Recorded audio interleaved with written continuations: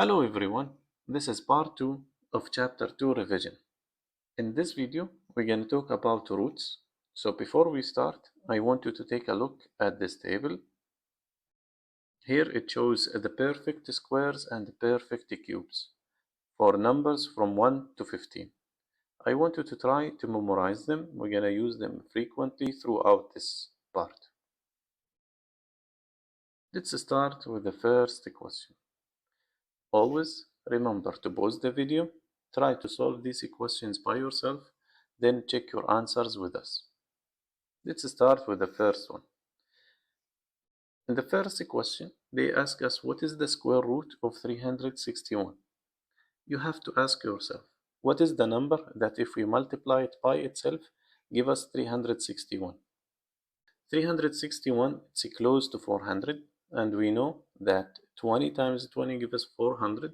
So I will try, it's a little bit smaller than 400, so I'm going to use 19. Let's try to multiply the 19 by itself twice. This is the square root, by the way. 9 times 9 is 81. 9 times 1 is 9, plus 8 is 17, plus 0. 1 times 9 is 9, 1 times 1 is 1. 1, 6, 1, 3. 361. It's the same number. So we get 361 if we multiply the 19 by itself twice, or if we multiply the negative 19 by itself twice. So we have two answers, positive and negative 19. Let's go for question number 2. In question number 2, they ask us to find the square root of 1.96. So we have to ask ourselves, what is the number that if we multiply it by itself twice, give us 1.96? From the table, we know that if we multiply the 14 by itself twice, or we can say 14 squared is equal to 196. So it's the same number, but we have a decimal point. We have a decimal point, and we have 2 digits in the decimal part. So it will be 14, same numbers, but with decimal point. If we tried 1.4 and we multiply it with 1.4, we're going to get the same answer, 196, but with 2 digits in the decimal part, 1, 2, and we're going to have the decimal point here. So the answer for this question will be positive or a negative 1.4. Now let's go for question number 3. Here we have a root for a fraction. What we can do, we can distribute the root for the numerator and the denominator. So we're going to have the square root of 9 divided by the square root of 16. And here we have a negative sign. The square root of 9 is 3, and the square root of 16 is 4. So the answer for this question is negative 3 out of 4. In question number 4, you have to ask yourself, what is the number that if we multiply it by itself twice will give us negative 441? Actually, there is no real number that if we multiply it by itself give us a negative, because we know if we multiply negative times negative, the answer will be positive. And if we multiply it positive times positive, the answer also will be positive. So any real number that if we multiply it by itself twice, the answer will be always positive. So the answer for this question and any other questions with a negative inside the square root, no real number. Now let's go for question number 5. In question number 5, it says solve m squared equals to 0.04. So what is the number that if we multiply it by itself twice will give us 0.04? We know that if we multiplied 2 times 2, the answer will be 4. But since here we have a decimal point and we have 2 decimal parts, we're going to multiply a decimal number. Let's try to multiply 0.2 times 0.2. Here we have 2 digits in the decimal part, so also my answer should contain 2 digits in the decimal part. So the value for m is 0.2. Let's go for question number 6. In question number 6, note that the index here is 3. So you have to ask yourself, what is the number that if we multiply it by itself 3 times, give us 343? And if we go back to the table, we're going to find that 7 cubed equal to 343. So if we multiply the 7 by itself 3 times, the answer will be 343. So the answer for this question is 7. Let's go for question number 7. In question number 4, they ask us to find the square root for a negative number, and the answer was no real number. But for the odd roots, we can have a negative inside the root. So we have to ask ourselves, what is the number that if we multiply it by itself 3 times will give us a negative 512? Let's go back for the table. 512, this is 8 cubed. So the answer for this is negative 8. If we multiply the negative 8 by itself 3 times, we're going to get negative 512. Question number 8. In question number 8, it says that a basin of a water fountain is cube-shaped and has a volume of 91.125 cubic feet. Solve S cubed equal to 91.125 to find the length S of one of the sides of the basin. So the basin is cube-shaped,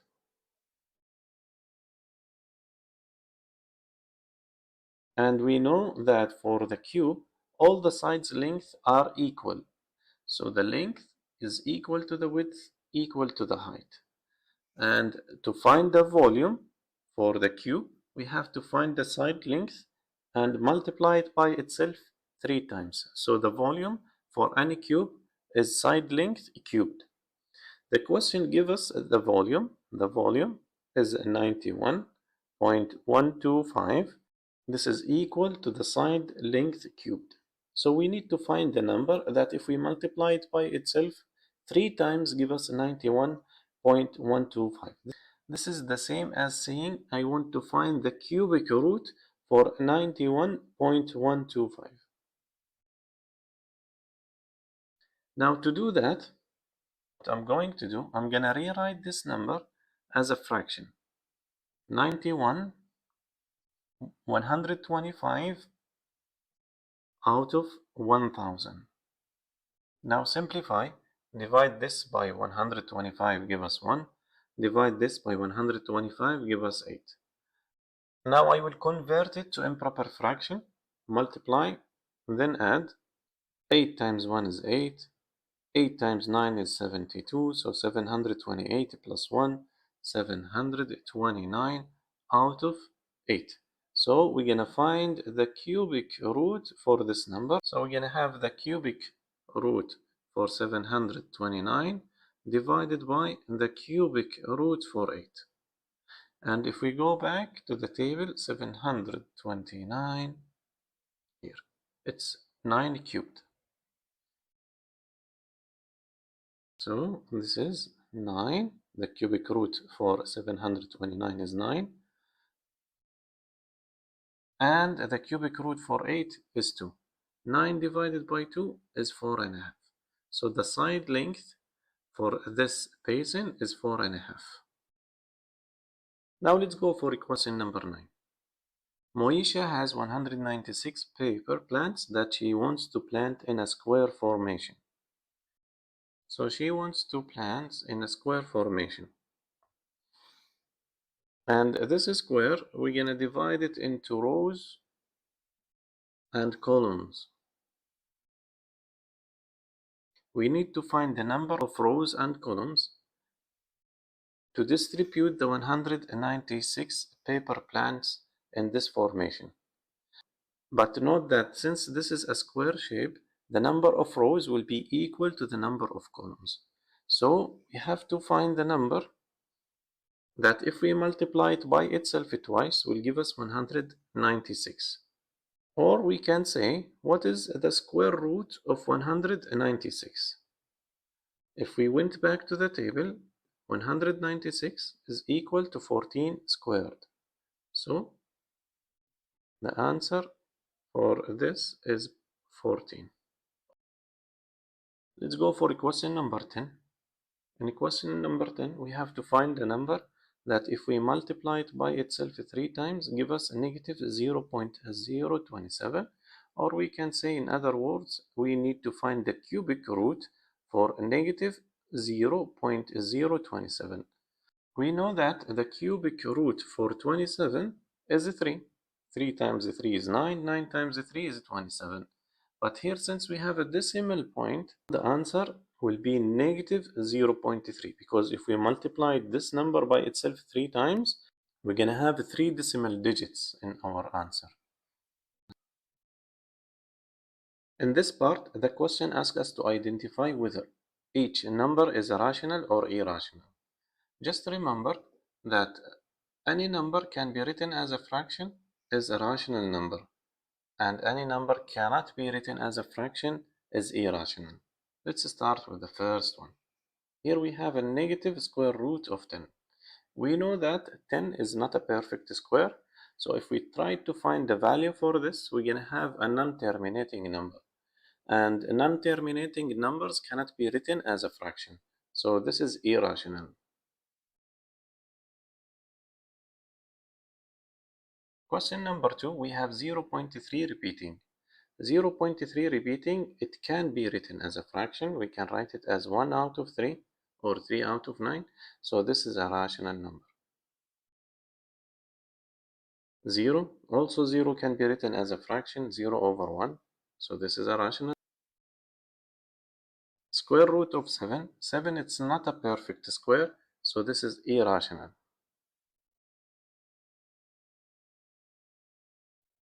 Negative 3 out of 11, already written as a fraction, so this is irrational. Square root of 81. 81 is a perfect square, and this is equal to 9. 9 can be written as 9 over 1, so this is a rational number. Remember, any number can be written as a fraction is rational. Here, yes, it's written as a fraction, but the square root of 2, it's not terminating. So this is irrational.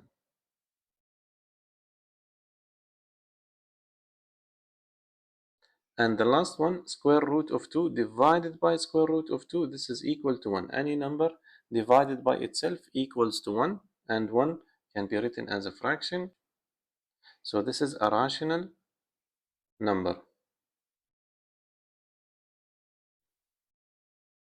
Now in this part, we're going to select all the sets of numbers to which each real numbers belong. Let's start with the first one. We have a cubic root of 343.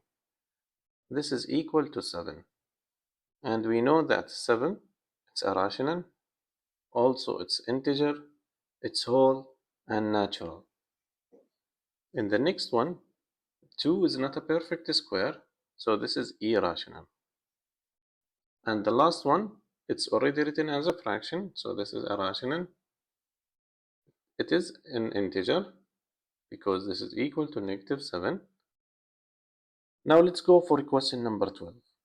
Determine whether each statement is true or false. If the statement is true, explain. If the statement is false, provide a counter example. A number cannot be irrational and an integer. This is true. Irrational, like for example the square root of 10. This is cannot be written as an integer. So this is a true statement. Let's go for question number 13. All integers are rational. This is true also. All integers such as 9, this is an integer number. It can be written as a fraction, so it's a rational also. Now in this part, we're going to estimate each square root or cube root to the nearest integer. Here they ask us to round to the nearest integer. Okay. The square root of 125. We know that 125, it's not a perfect square. To find the nearest integer, we have to find the nearest perfect square to 125. The nearest perfect square to 125 is 121, and the root for 121 is 11. So this is very close, the 125, it's very close to 11. So the answer is approximately 11. Now let's go for the second question. We have the square root of 55. We know that the square root of 55 is between the nearest two perfect squares. We have 49 and 64. We know that the root for 49 is 7 and the root for 64 is 8. So the value for the square root of 55 is between the 7 and 8. We have to find the nearest integers. So is the 55 closer to 49 or to 46? The difference here is 9 and the difference here is 6. So it's closer to 7. The nearest integer for this is 7.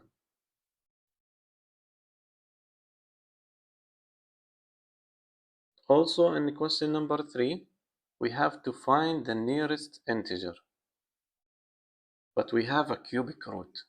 Now, what is the nearest cubic root for 70? The nearest perfect cube for 70 is 64. And we know that the cubic root for 64 is 4. So the cubic root of 70 approximately equal to 4. It's a little bit bigger than 4, but the nearest integer is 4. Now for question number 4, this number is very close to 1000. And we know that the cubic root of 1000 equals to 10. It's a little bit smaller than 10, but we can round it to 10 since the question asks us to round to the nearest integer. Now we're going to estimate to the nearest tenth. We know that this is a not perfect square, so we can't find its exact value because it's a non-terminating number, but we can estimate it. Well, we know that 17 times 17 equals to 289, and 18 times 18 give us 324. So the 296 is somewhere between these two numbers. So the value for the square root of 296 is between the square root of 289 and the square root of 324. The value for this is 18 and the value for this is 17. And if we try to write this using the number line, here we have the 17 and here we have the 18, and in the middle we have 17 and a half. Now ask yourself, is the 296 closer to 289 or closer to 324? The difference here is 28 and the difference here is 7. So since the 296 is closer to 289, so the answer will be very close to 17. So it will be somewhere in here. And since it's very close, we can round it to 17.2. And if you try to multiply 17.2 by itself twice, you're gonna get 295.84. So it's very close to the root that we have. So the answer approximately is 17.2.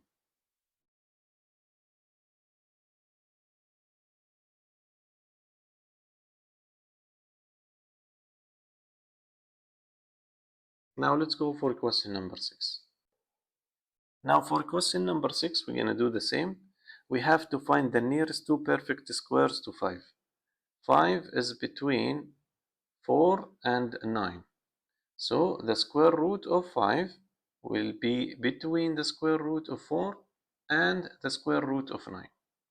We know that the square root of 4 is 2 and the square root of 9 is 3. So the answer will be between 2 and 3.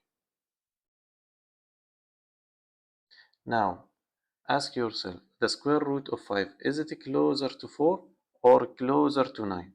The difference between 5 and 9 is 4, and the difference between 4 and 5 is 1. So the value for the square root of 5 is close to the value of square root of 4. So it will be closer to 2. So it will be somewhere in this region. Now, since the square root of 5 very close to the square root of 4, we can estimate the value to 2.2 or 2.3. Let's try 2.2. Multiply 2.2 by itself twice. This will give us 4.84. And if we multiply 2.3 times 2.3, this will give us 5.29. So which one is closer to 5? 4.84 or 5.29? So this is closer to 5. The answer will be approximately 2.2. It's a little bit bigger than 2.2, but we have to round it to the nearest tenth.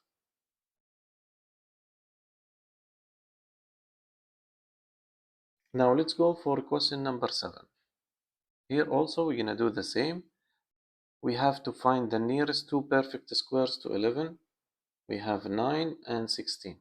So the square root of 11 is between the square root of 9 and the square root of 16. We know the value for the square root of 9 is 3, and the value for the square root of 16 is 4. So the value for the square root of 11 is between 3 and 4.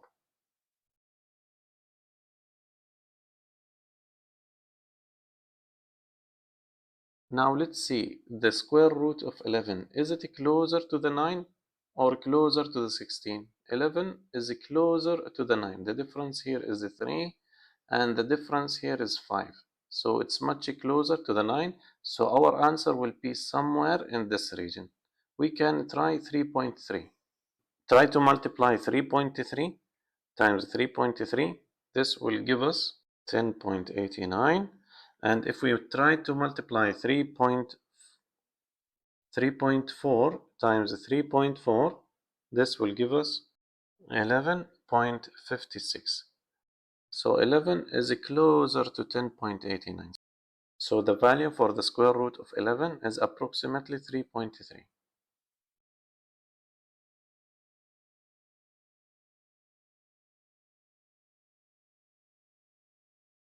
Now let's go for question number 8. So first, 62 is not a perfect square, so we need to find the nearest two perfect squares to 62.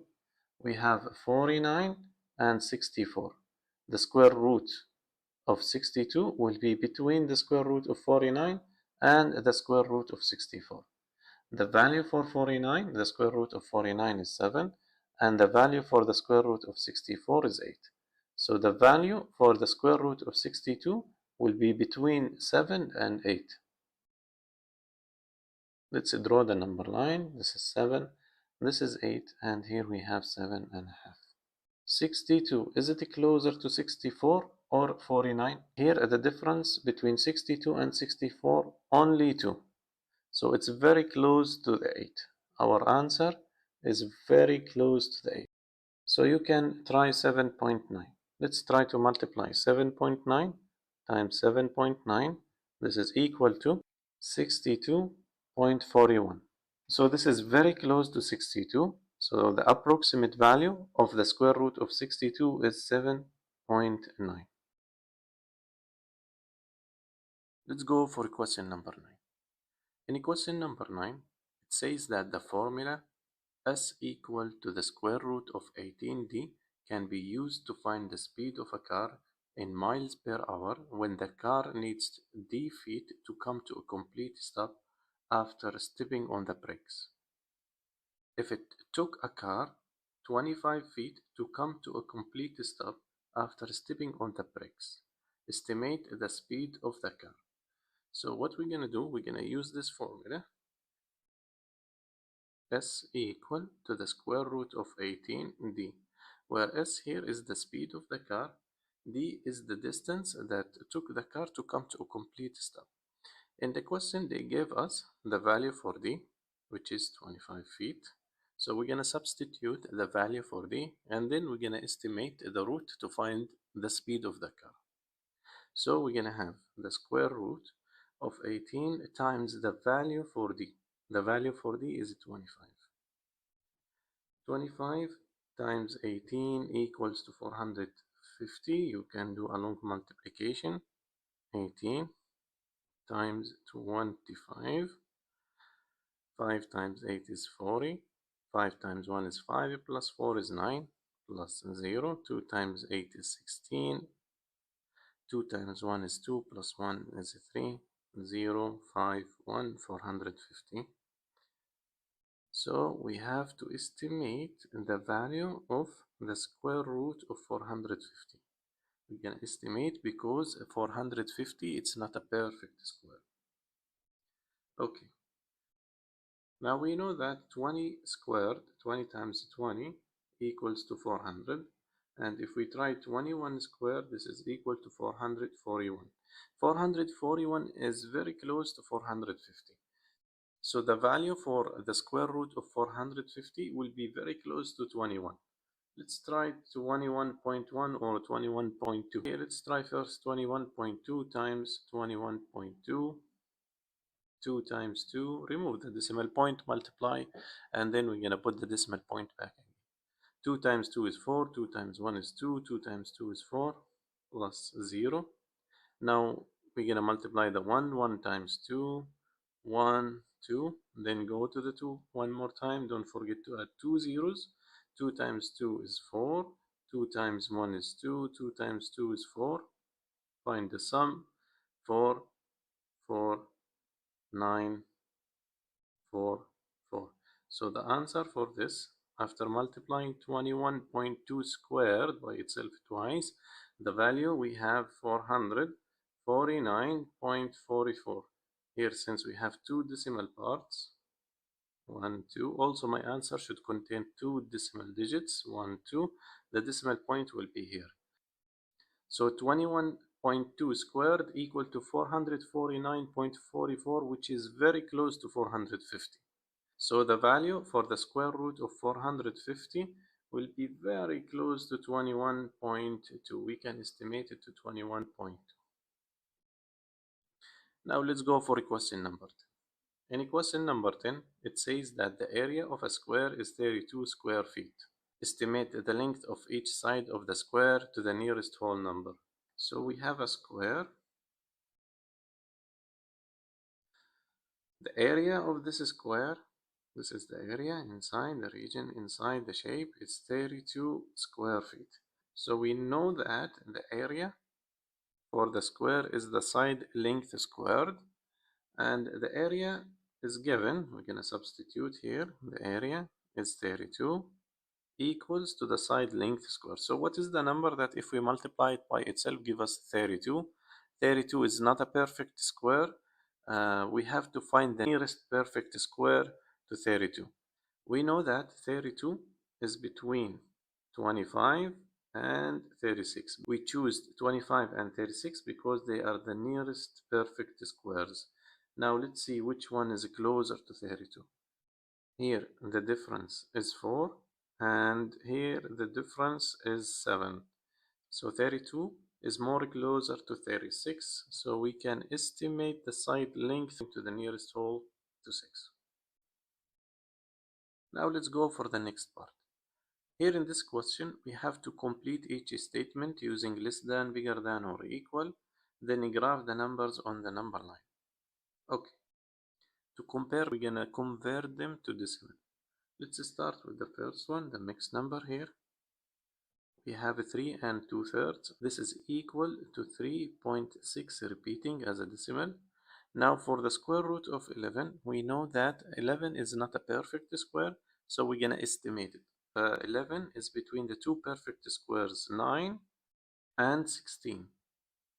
11 is between 9 and 16. The value of the square root of 11 will be bigger than the square root of 9 and less than the square root of 16. We know that the square root of 9 is 3 and the square root of 16 is 4. So the value of the square root of 11 will be between 3 and 4. Let's graph it on the number line. This is 3, This is 4. Now let's see the difference between 11 and 16. The difference here is 5, and the difference between 11 and 9 is 2. So as you can see, the square root of 11 is more closer to the 9.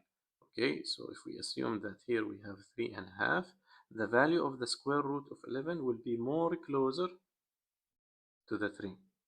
So it will be somewhere in this region. It can be 3.2 or 3.3.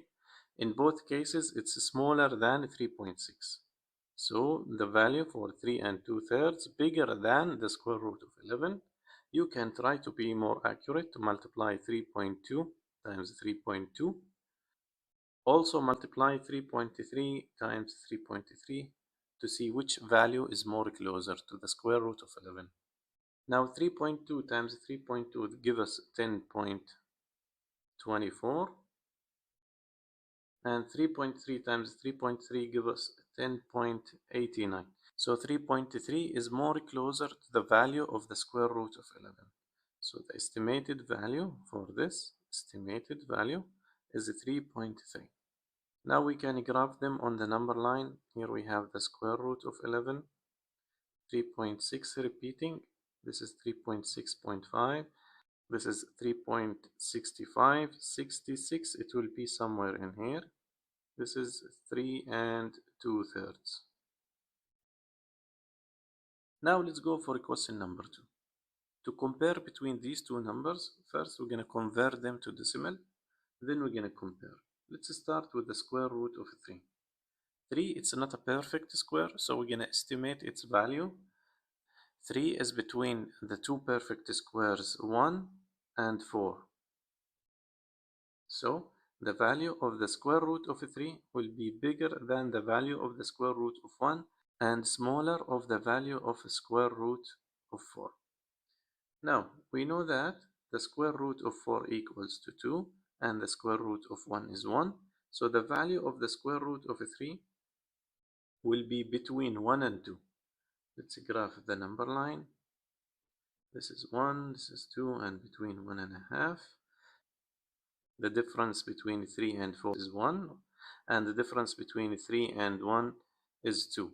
So we can see that the 3 is more closer to 4. So the square root of 3 will be somewhere in this region. Okay, it can be 1.6 or 1.7. To be more accurate, we have to try. Let's try 1.7. Multiply it by itself twice. 1.7 squared equals to 2.89. So it's a little bit bigger. We have to choose. Let's try 1.8 times 1.8. This gives us 3.24. Now we can see that this number is more closer to 3. So we can round the square root of 3 to 1.7. It's a little bit more than 1.7. It can be 1.72 or 73, but it's close enough. Now let's go for the square root of 10 divided by 2. First, we're going to find or estimate the value of the square root of 10. We're going to do the same way.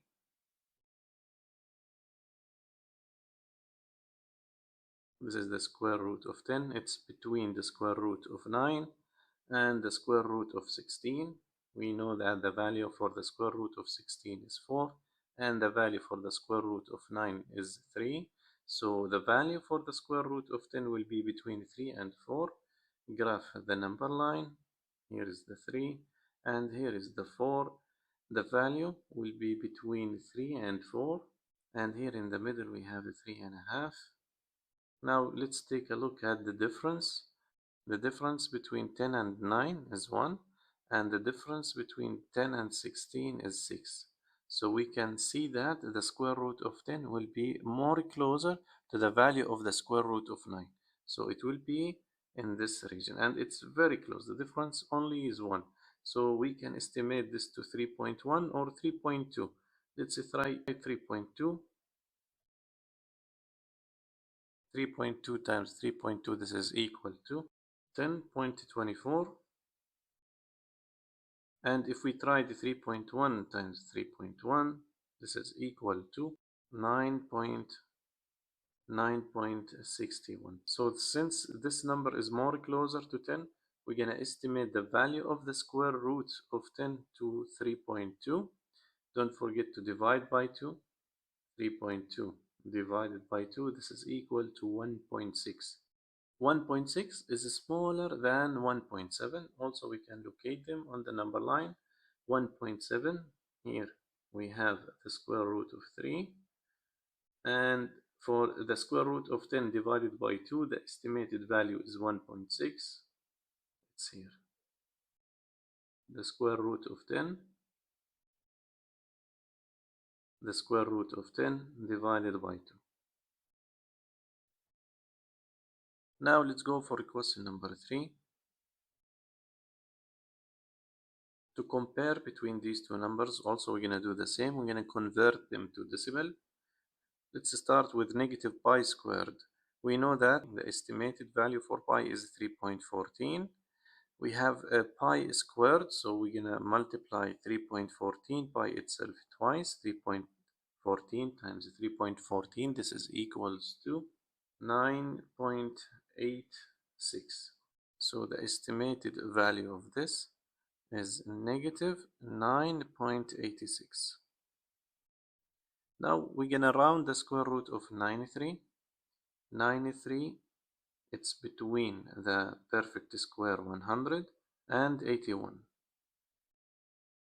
So the square root of 93 will be bigger than the square root of 81 and less than the value of the square root of 100.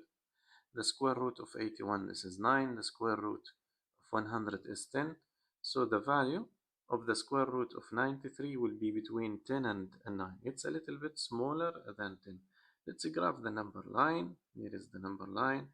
Here we have 9 and here we have 10. In the middle we have 9.5. Now let's see the difference between 93 and 100. The difference here is 7. And the difference between 93 and 81 is 12. So as you can see, 7 is smaller than 12, so the answer will be more closer to the 10. It will be somewhere in this region. It's a little bit smaller than, so it can be, for example, 9.7. Let's try 9.7 to multiply it by itself twice. 9.7 times 9.7 or 9.7 squared, this is equal to 94.09. So the actual value is a little bit smaller, since here we have 93. So the actual value, it's a little bit smaller than 97. In both cases, the 9.86 is bigger than 9.7. So now the estimated value for the negative square root of 93 is negative 9.7. So now negative 9.8 is smaller than the negative 9.7. Now let's go for question number 4. For question number 4, here we have a negative 320%. This can be easily converted to decimal by dividing by 100. So we're going to have negative 3.2 as a decimal. Now in 12, it's not a perfect square, so we're going to estimate its value. Before, we estimated the value of the square root of 11. We found that its value approximately 3.3. Here we have a square root of 12. It will be a little bit bigger than 3.3. We can try 3.4 or 3.5. Let's start with 3.4. 3.4 squared equals to 11.56. And 3.5 squared, this is equal to 12.25. So 3.5 squared is more closer to 12. We can estimate this to, it's a little bit smaller than 3.5. It can be 3.48, but we can estimate it to the nearest tenth as negative 3.5. Now negative 3.2 is bigger than negative 3.5. We can find them on the number line. Here we have the negative 3.2. This is the exact place for the negative 320%. And for the square root of 12, the estimated value is negative 3.5. So it will be somewhere here. This is the negative square root of 12. We can see that This number is bigger than the negative square root of 12. Now let's go for question number 5. In question number 5, they ask us to order this set of numbers from least to greatest. Then graph the set of number on the number line. Before we start ordering the numbers, first I'm going to convert them all to decimal. Let's start with the first one. We have a 3.5. This can be written as 3.5 in the decimal form. The next one we have 10 out of 3. This is improper fraction. It can be written as 3 and 1/3. So in the decimal form, 3.3 repeating. Pi, this is equal to 3.14. The approximate value of pi is 3.14. And for the square root of 13, we found out in the previous example that the value of the square root of 12 is 3.5. So let's try 3.6. Let's try 3.6 squared. This is equal to 12.96. Okay, it's very close to 13. So the estimated value of the square root of 13 is 3.6. After converting all the numbers to decimal, now we can order them from least to greatest. The smaller number we have here is 3.14. This is the smaller one, 3.14, which is pi. Then we have 3.3 repeating. After that we have 3.5, and at the end we have 3.6. This is pi, and this is 10 out of 3. This is 3.5, and here we have the square root of 13.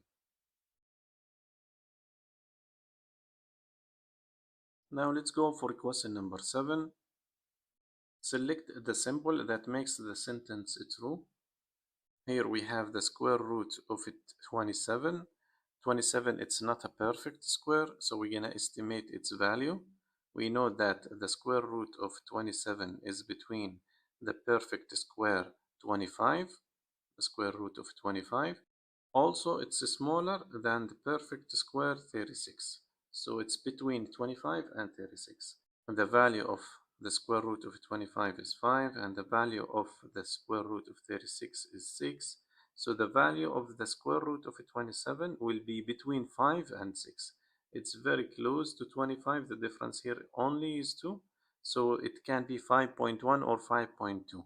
Let's try 5.2 squared. This is equal to 27.04. We're going to estimate this to 5.2. Now let's go for the second part. We're going to estimate the value of the square root of 95. Also, it's not a perfect square. Before, we found the value for the square root of 93. The value of the square root of 93 is approximately 9.7. So we have 95. It will be a little bit bigger than 9.7. If we multiply that by itself twice, this gives us 95 point something. Anyway, this is very close, so we can estimate the value for 95 to 9.75 divided by 2. Let's divide this by 2.